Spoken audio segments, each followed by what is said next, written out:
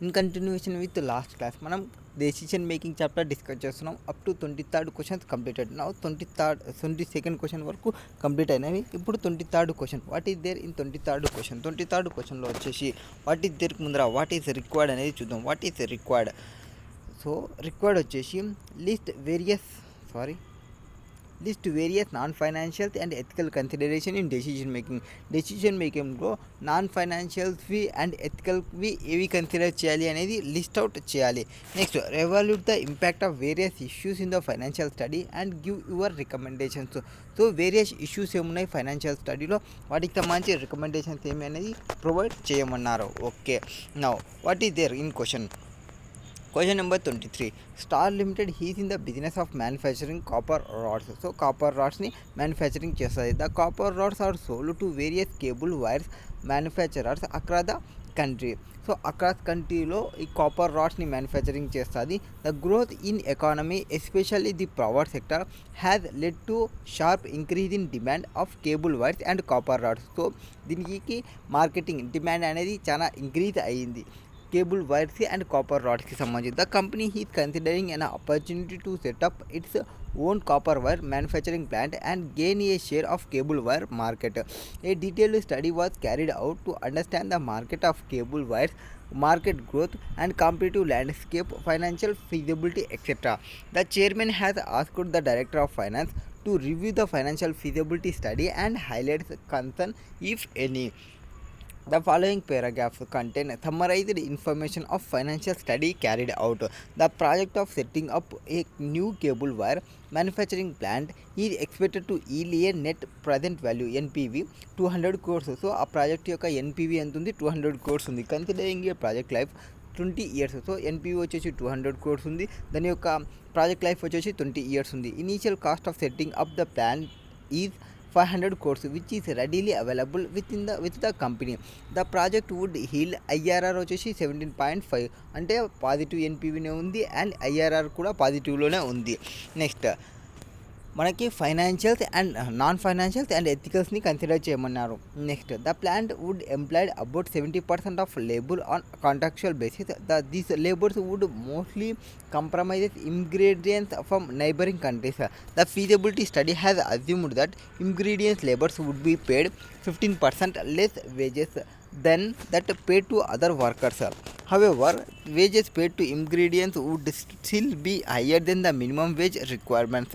The contribution to retirement funds is also not considered the project evaluation. So project evaluation lo retirement funds ni consider cheyaledu. The company feel that immigrants workers would not stay beyond a period of a year and that there is no requirement to contribute the retirement funds. Next, the existing plans of the company do not have free space available and hence the company will need to buy land adjacent or to its existing plant. A part of the proposed land to be acquired fall under the forest reserve area where no commercial activity is allowed. So అక్కడ commercial activity అనేది ఏమీ allow చేయరు. Next, the company officials are in liaison with the government official to get the land parcel approved. A certain amount of the value of land would be paid to certain government officials through a consultant. This cost is not part of the project evaluation report. The new plant would also produce certain chemically harmful waste which would be disposed of into a nearby river after treatment. So harmful waste ఏదైతే ఉందో వాటన్నిటిని రివర్లో dispose చేస్తారో. The company however does not have any technology to treat the wasteful. The new treatment plant would cost about 100 crores. Now, so మనం non ఫైనాన్షియల్స్ని and ethical కన్సిడరేషన్ని decision మేకింగ్లో ఎట్లా అనేది వేరియస్ లిస్ట్ అవుట్ చేయాలి అండ్ వేరియస్ ఇష్యూస్ ఏమున్నాయి financial స్టడీలో వాటిని గురించి ప్రొవైడ్ చేయాలి. ఫస్ట్ ఇష్యూస్ ఇక్కడ ఇష్యూ ఏమంటే star limited manufactures copper rods and considering commencing new plant for manufacturing of cable wires. So already ఇది కాపర్ రాడ్స్లో ఉంది అండ్ కొత్తగా ఇప్పుడు కేబుల్ వైర్స్లోకి పోవాలనుకుంటుంది. Okay, and the financial evaluation has been carried out and project appears. ఆ కొత్త project యొక్క ఫైనాన్షియలీ వియబుల్ ఉంది. ఎందుకు పాజిటివ్ పీవీ వచ్చింది అండ్ ఐఆర్ఆర్ కూడా పాజిటివ్లోనే ఉంది. So positive NPV of 200 crores ఉంది, ఐఆర్ఆర్ వచ్చేసి 17.5 ఉంది. So the project is financial viable. They are certain concerns relating to the project. అంటే ఇవి ఫైనాన్షియల్ కన్సిడరేషన్, ఇవి NPV IRR financial consideration. Only financial consideration ఒకటే కాకుండా నాన్ ఫైనాన్షియల్ కన్సిడరేషన్ని కూడా consider చేస్తూ అండ్ ఎథికల్ కూడా కన్సిడర్ చేస్తూ మనం చెప్పమన్నారు. So non financials and ethical consideration in decision మేకింగ్లో ఏ ఉంటాయి? First, capital budgeting or investment decision are generally made based on various financial evaluations like అంటే క్యాపిటల్ బడ్జెటింగ్ కానీ ఇన్వెస్ట్మెంట్ డెసిషన్స్ కానీ ఫైనాన్షియల్స్ని బేస్ చేసుకుని ఉంటాయి. ఫైనాన్షియల్స్లో ఏవేవి ఉండొచ్చు? లైక్ ఎన్పీవీ ఉండొచ్చు and internal rate of return that is IRR ఉండొచ్చు అండ్ పేబ్యాక్ పీరియడ్ ఉండొచ్చు, payback period etcetera. The financial consideration is capital budgeting decision are important because the end objective of every for profit business is maximization of share holders. At the ఎండ్కి వచ్చేపాటికి ఎవరికైనా కానీ ఏముంటుందంటే capital budget share holder wealth అనేది maximization చేయాలనేది ఉంటుంది. Next, however a important aspect of capital budgeting is that investment decision can not purely based on financial analysis. So మొత్తం financial analysis చేసి ఒకటే చేయకూడదు. Sometimes there may be non financial consideration కూడా ఉంటాయి. Non financial aspect of investment అప్రైజర్లో కూడా చూడాలి. Some of the non financial consideration that company factors of for capital budgeting or investment decision are listed below. So non financial considerations ఏముంటాయి? Non financials ఏముంటాయంటే, ఒకటి environmental factor, అంటే మన ఎన్వైర్న్మెంట్ని కూడా మనం కాపాడాల్సిన బాధ్యత మనతో ఉంది, అంటే మన యొక్క డ్యూటీ, మన యొక్క రెస్పాన్సిబిలిటీగా ఫీల్ కావాలి. That is environmental factors like pollution, deforestation, impact of climate and whether the greenhouse effects etc. must be considered by companies while selecting a project for implementation. Any project which adversely affect the environment is not taken positively by common public and environmentalists. A lot of project has been stalled or delayed due to protest by pro-environment group leading to cost and time overrun. The government through Ministry of Environment could impose penalties on the project which are violating environmental norms or green norms. So మనం ఎప్పుడైతే మన యొక్క environmental norms are green నామ్స్ని కనుక మనం avoiding చేస్తే ministry of corporate వాళ్ళు మనకి fines and పెనాల్టీస్ని వేస్తారు. నెక్స్ట్, ఒకటి ఫస్ట్ ఎన్విరాన్మెంట్ గురించి ఆలోచించినారు. నెక్స్ట్, స్టాఫ్ మోటివేషన్ చూసుకోవాలి. స్టాఫ్ మోటివేషన్ ఏది? స్టాఫ్ మోటివేషన్ అండ్ యొక్క స్టాఫ్ సాటిస్ఫాక్షన్ అనేది another important factor which companies might consider while choosing project. So ఒక ప్రాజెక్ట్ని మీరు చూస్ చేసుకున్నారంటే ఆ ప్రాజెక్ట్ చూస్ చేసుకునే టైంలో మోటివేషన్, స్టాఫ్ మోటివేషన్ అనేది అండ్ స్టాఫ్ సాటిస్ఫాక్షన్ అనేది main important. Next, if for example a company decides to implement automation in its plant for operation which would result in redundancy in labor, the overall staff motivation would come down. So మనం company ఏదైతే decide చేసుకోయిందో, ఎప్పుడైతే automation implementation చేయాలి అనుకుంటే ఆ workers యొక్క motivation అనేది తగ్గిపోతుంది. Work మొత్తం సిస్టమ్ చేస్తుంటే వీళ్ళ జాబ్స్ పోతున్న భయం వీళ్ళలో ఉంటుంది. ఓవరాల్ స్టాఫ్ మోటివేషన్ అనేది తగ్గిపోతుంది, స్టాఫ్ డౌన్ అయిపోతారు. Next, staff and workers resort to strikes and lockout to protest against such decisions. So ఎప్పుడైతే మీరు ఆటోమేషన్ని పెట్టాలనుకుంటే, లేబర్ జాబ్స్ పోతున్నాయి అనుకుంటే వాళ్ళు స్ట్రైక్స్ని చేస్తారు, వాళ్ళు లాకౌట్స్ చేసి ప్రొటెస్ట్ కూడా తీసుకుంటారు. Next, the company should adopt a participative approach while taking such decisions considering the impact it would have labours. So ఏవైతే ఇట్లాంటి డెసిషన్ తీసుకునేటప్పుడు వాళ్ళ యొక్క ఇన్వాల్వ్మెంట్ కూడా తీసుకోండి. నెక్స్ట్, గవర్నమెంట్ రెగ్యులేషన్స్కి సంబంధించి the company must comply with relevant government regulations while implementing projects. Some project might be profitable and yield excellent returns. However, if the profits and cash flows are generated by violating government regulations, ఎప్పుడైతే మనం government రెగ్యులేషన్స్ని are government provide చేస్తున్న రూల్స్ని violating చేసి ప్రాఫిట్ని earn చేస్తే అది long రన్లో మనకి harmful అవుతుంది కంపెనీకి. అండ్ మన యొక్క the brand of the company must ensure that all relevant laws and regulations are complied. So company అనేది కంపల్సరీగా చూసుకోవాలి దాని యొక్క బ్రాండ్ ఏదైతే ఉందో and the company must ensure చేసుకోవాలి లాస్ అండ్ రెగ్యులేషన్స్ అన్నీ కంప్లై అవుతుందా కంప్లై కాకుండా అనేది. సో 3 చెప్పినాము. ఫస్ట్ వచ్చేసి ఎన్వైర్న్మెంట్కి సంబంధించి, సెకండ్ వచ్చేసి ఎంప్లాయ్మెంట్ మోటివేషన్కి సంబంధించి, థర్డ్ వచ్చేసి గవర్నమెంట్ రెగ్యులేషన్స్కి సంబంధించి, అండ్ ఫోర్త్ వచ్చేసి అవైలబిలిటీ రిసోర్సెస్. నీకు రిసోర్సెస్ ఏమున్నవి అండ్ మీకున్న సైట్స్ ఏమున్నాయి, ప్రాజెక్ట్ సైట్స్ అవి చూసుకోవాలి. అవైలబిలిటీ రిసోర్సెస్, ఫస్ట్ మీరు ఒక ప్రాజెక్ట్ స్టార్ట్ చేయాలంటే మీకున్న రిసోర్సెస్ ఏమున్నాయి. Evaluation of any project must also consider availability of key resources like raw materials, man power ఏముంది, లాజిస్టిక్స్ ఇన్ఫ్రాస్ట్రక్చర్ ఏముంది, ఎలక్ట్రిసిటీ ఏముంది.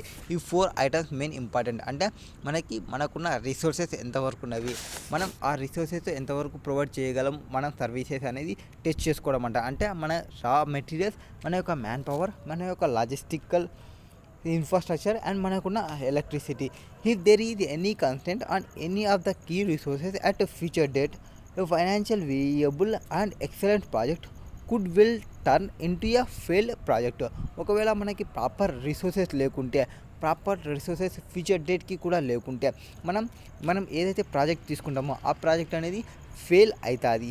It is thus important that the requirement and availability of key resources are analysed in advance. So దానికోసం మనకున్న requirements and మనకున్న availabilities ఏమున్నాయి, మనకున్న key resources ఏమున్నాయి, అవన్నీ మనం ఇన్ అడ్వాన్స్గానే అనలైజ్ చేసుకోవాలి. సో ఫోర్త్ ఏం చెప్పినాము, అవైలబిలిటీ ఆఫ్ రిసోర్సెస్. దానికి ముందర ఏం చెప్పినాము, గవర్నమెంట్ రెగ్యులేషన్స్కి. దానికి ముందర ఏం చెప్పినాము, ఎంప్లాయీ మోటివేషన్. దానికి ముందర ఏం చెప్పినాము, ఎన్వైర్న్మెంట్కి సంబంధించి చెప్పినాము. So environment, employee satisfaction and government regulations and availability of resources. Next availability of project site selection involves measuring the needs of new project against the merits of potential locations.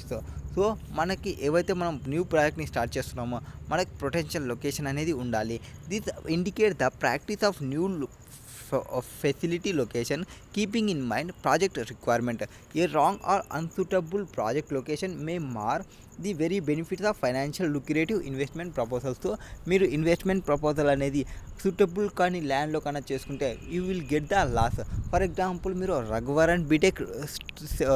Raghuvaran BTech cinema second movie చూస్తే అందులో వసుధ వచ్చేసి ఒక project తీసుకుంటుంది. ఆ ప్రాజెక్ట్కి proper planning అక్కడ ఉండదు. అది జస్ట్ వీడి మీద కోపంతో ఆ ప్రాజెక్ట్ని తీసుకుంటుంది. ఆ ప్రాపర్ ల్యాండ్ లేకుంటుంది. ఆ ప్రాపర్ ల్యాండ్లో ప్రాపర్ ఇన్వెస్ట్మెంట్ చేయాల్సిన ఉండదు. సో ప్రాజెక్ట్ సైట్ అనేది ప్రాపర్గా లేనప్పుడు మనకి ప్రాబ్లం వస్తుంది. సో వాటి కోసం ఆమె ఏం చేస్తుండాలి, న్యూ ఫెసిలిటీ లొకేషన్ ప్రాపర్ చూసుకోవాలి and keep in mind project requirements ఏమి అనేది ప్రాపర్గా చదవాలి and wrong or unsuitable project location ఉంటే ముందనే చూసుకోవాలి.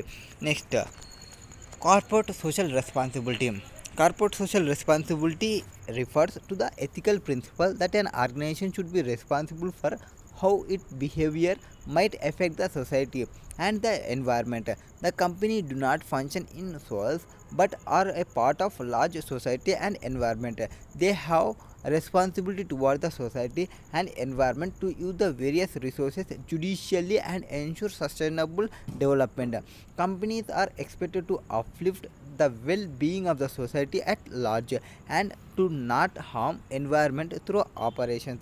The aspects of corporate social responsibility must also be considered while deciding the project to the implemented.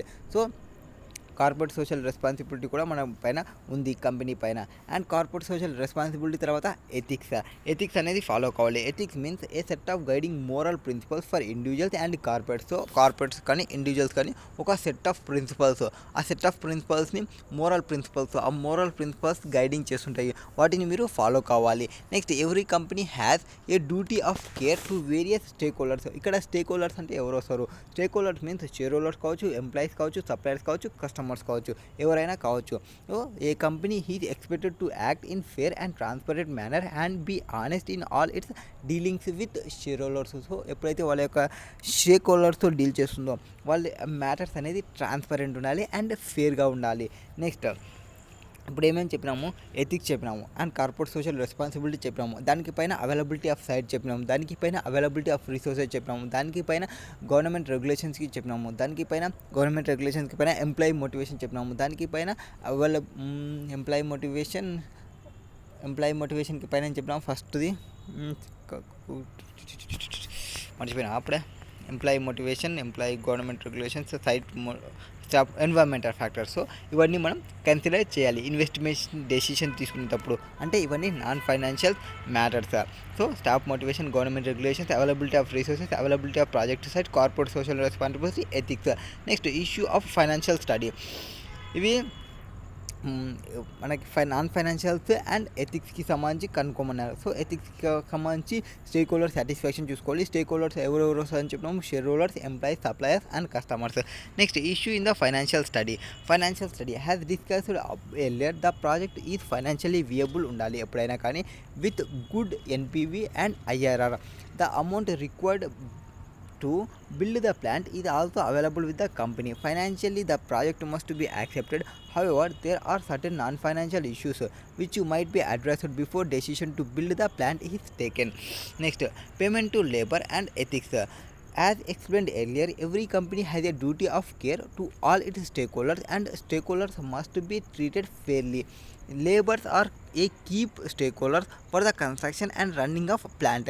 The company has chosen to pay 15% lower wages to immigrant workers and not contribute anything towards their retirement benefits. So వాళ్ళ యొక్క retirement బెనిఫిట్స్లో ఈ ఒకటి consider చేయలేదని చెప్పినాము దానికి ingredients వాళ్ళకి. Next, the company is paying higher wages to the labours then required by law and hence there is nothing legal. ఎప్పుడైతే company అనేది ఇక్కడ హయ్యర్గానే పే చేస్తుంది, ఒకవేళ హయ్యర్గా పే చేయడం అనేది అది ఏమి ఇల్లీగల్ కాదు in such payments. However the company must not discriminate between workers who are doing same nature of work just because of workers are ingredients. The reputation of the company might be affected because of the lower wages paid to ingredients. There is possibility that these laborers go on protest and strikes or decide not to work on the company. So కొంతమందికి pay చేసి high amount pay చేసి, కొంతమందికి లో amounts pay చేస్తే, కొంతమంది ఎవరైతే లో payment తీసుకుంటుంటారో వాళ్ళు స్ట్రైక్కి పోయే ఛాన్సెస్ ఉంటాయి. Next, the company has so decide not to contribute the retirement funds for this workers. So కొంతమంది వర్కర్స్కి రిటైర్మెంట్ బెనిఫిట్ని పే చేయాలి అనుకోవడం లేదు. Next, this could have legal implication as well. The financial impact of paying wages at par with other workers and contributing the retirement benefits for immigrant workers is not known. However, the company should reconsider this decision and pay all workers the same level of wages. So all ఎంప్లాయీస్కి same level of వేజెస్ని pay చేయడానికి company try చేయాలి. The company should also contribute to the retirement funds of employees. Next, availability of land and bribery. The existing plant does not have sufficient space to build a new plant and hence the company is planning to acquire additional land which fall under the forest reserve area where no commercial activity is allowed. ఇక్కడ building construction చేయడానికి sufficient place అనేది లేదు. Sufficient ప్లేస్కి అది forestry ఏరియాని తీసుకుంది. Forestry ఏరియాలో మనం కమర్షియల్ యాక్టివిటీ అలో లేదు. The company is in liaison with government officials to get the land acquisition approved. So అక్కడ ఆ ల్యాండ్ అప్రూవ్ కావాలి కంపల్సరీగా. The company would also be paying bribes indirectly to the government officials to get the land allotment approved. So మన యొక్క land approve కావడం కోసం ఆ company అనేది బ్రైబ్ పే చేయడానికి కూడా రెడీగా ఉంది. The payment of bribes to government officials to get the land allotment approved. The payment of bribes to government officials whether directly or indirectly would be unethical. గవర్నమెంట్కి మీరు డైరెక్ట్గా అయినా పే చేయండి, బ్రైబ్స్ ఆర్ ఇండైరెక్ట్గా అయినా పే చేయండి, but it is unethical, ఎథికల్గా కాదు. నా company who could face litigation for acquiring land by unfair means and in future there is possibility of such allotment being cancelled. So in ఫ్యూచర్లో వేరే ఒకవేళ government change అయితే ఆ government change అయినప్పుడు వీళ్ళకి ఇచ్చిన బ్రైబ్స్ వాళ్ళు తీసుకోలేకుంటారు. కాబట్టి వాళ్ళు మీ యొక్క ప్రాజెక్ట్ని, మీ యొక్క ల్యాండ్ లిటిగేషన్స్ని క్యాన్సిల్ చేసే ఛాన్సెస్ ఉంటాయి. సో మీరు పే చేసిన అమౌంట్స్ వేస్ట్ అవుతుంది అండ్ మీరు కన్స్ట్రక్షన్ చేసుకున్న ఏరియాలో అది కూడా లాస్ వస్తుంది. ద కంపెనీ రెప్యుటేషన్ కూడా పోతుంది ఎప్పుడైతే మీరు బ్రైబ్ చేసి ఈ కన్స్ట్రక్షన్ తీసుకున్నారని తెలిస్తే, పబ్లిష్ అయితే. The company also has responsibility toward the environment and must contribute toward sustainable development. Company అనేది సస్టైనబుల్ డెవలప్మెంట్కి రెస్పాన్సిబిలిటీ ఉండాలి. The society at large would not take acquisition of forest land by unfair means positively. So ఏవైతే forest ల్యాండ్ని తీసుకోవాలనుకుంటుందో అన్ఫేర్లో తీసుకోవడం అనేది correct కాదు. Next this impact of overall goodwill and brand image of the company. So దానివల్ల company యొక్క brand and good will impact అవుతుంది. The company must evaluate if land at other side can be acquired for construction of the plant. Such acquisition would be at higher cost but would be beneficial to the company in long run. So ఎప్పుడైతే construction చేస్తామో approved అంటే మంచి ప్రాపర్గా ఉన్న ఏరియాలో construction చేస్తే అప్పుడే company beneficial ఉంటుంది లాంగ్ రన్లో. Next chemical waste and technology. The proposed plant is likely to emit chemically harmful waste which would pollute the environment. ఏదైతే అది పొల్యూషన్కి వస్తున్న వేస్ట్ని వాటర్లో మిక్స్ చేస్తుందని చెప్పినాము. సో అది ఎన్వైర్న్మెంట్ని పొల్యూషన్ చేస్తున్నట్టు. The technology available with the company can treat such waste partially. The company has to incur an additional cost of 100 crores to build a new treatment plant. This means that NPV of the project would be reduced by 100 crores and IRR would also be lesser if the new treatment plant is built. As discussed earlier, the company must operate in socially responsible manner and consider implication of its actions of environment. The pollution caused by plant affecting the surrounding environment and might lead to protest by local residents. So ఎప్పుడైతే pollution create అవుతుంటే అక్కడ local residents ఎవరైతే ఉంటారో local residents వాళ్ళు ప్రొటెక్ట్కి పోయే chances ఉంటుంది. Sometimes as protect backed by NGOs, non government organisations కూడా involve కావచ్చు. నాన్ గవర్నమెంట్ ఆర్గనైజేషన్స్ వేరే ఆర్గనైజేషన్స్ ఇన్వాల్వ్ అయినంటే అది కేసు అనేది ఇష్యూ పెద్దగా అవుతుంది. Commissioning environment sensitive project is difficult at time and causes project delay as well. The company should consider acquiring a new chemical waste treatment plant to ensure that there is no discharge of harmful waste from the company plant. So company అనేది assurance provide చేయాలి అక్కడ ఉన్న local వాళ్ళకి. అంటే ఆ company అనేది ఏం వేస్టేజ్ని provide చేయడం లేదు. And there is additional cost involved in the building A new plant. It is important that the society at large pursues the company is operating in a socially responsible manner. The company operates in his society and it is integral part of it and hence it has certain responsibility towards society as well. So అది prove చేసుకోవాలి society పరంగానే work చేస్తుంది and దాని యొక్క society రెస్పాన్సిబిలిటీని తీసుకుంది అని చెప్పడానికి. Ultimate కన్క్లూజన్కి వస్తే the ultimate objective of company is to maximise shareholders wealth. దాని యొక్క షేర్ హోల్డర్స్ వెల్త్ని మ్యాక్సిమైజ్ చేయడమే కంపెనీ యొక్క main objective. The company must however operate in a socially responsible manner in achieving the object of wealth maximisation. So అది వెల్త్ని maximise చేయొచ్చు, no problem. But వెల్త్ని maximise చేసే దానిలో సోషల్లీ రెస్పాన్సిబుల్ కూడా ఉండాలి. The company has duty of care to other stakeholders like employees, society at large. In some cases there may be a has duty to care other stakeholders. తర్వాత conflict between different stakeholders objectives. In instance, a new waste treatment plant would be good for environment and society at large but would be adversely for stakeholders additional cost అవుతుంది. So 100 crores would be incurred. The company must differently consider non-financial factors along with financial factors while deciding on whether to build a new plant or not. New ప్లాంట్ని build చేయాలా build చేయకూడదా అనేది company అనేది decide కావాలి.